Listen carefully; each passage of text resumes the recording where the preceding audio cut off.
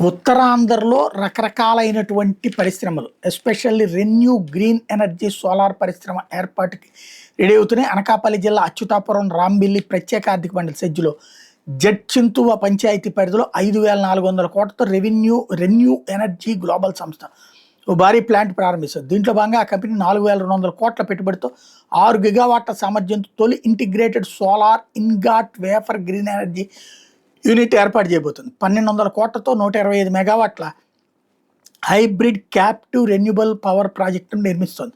చంద్రబాబు నాయుడు దీనికి శంకుస్థాపన అనమాట మెయిన్. ఇది కాకుండా నక్కపల్లి మండలంలో 1.5 లక్షల కోట్ల ఎంత ఆర్సిలార్ మెటల్, నిస్సన్ స్టీల్ భారీ ఫ్యాక్టరీల ఏర్పాటుకు శ్రీకారం చుట్టడం. నక్కపల్లి మండలంలోనే బల్క్ డ్రగ్ పార్క్ కూడా ఏర్పాటు అవుతుంది. తాజాగా అచ్యుతాపురం రాంబెల్లి సెజ్జులో పునరుత్పాదక ఇంధన రంగంలో దిగ్గజ సంస్థ రెన్యూ గ్రూప్ తొలుత 3,990 కోట్లతో integrated solar ingot wafer solar green energy unit ఏర్పాటు చేస్తోంది. రాష్ట్ర ప్రభుత్వం అందిస్తున్న ప్రోత్సాహం కారణంగా ఇవన్నీ జరుగుతున్నాయి అన్నటువంటి జ్యోతి రాసుకొచ్చింది.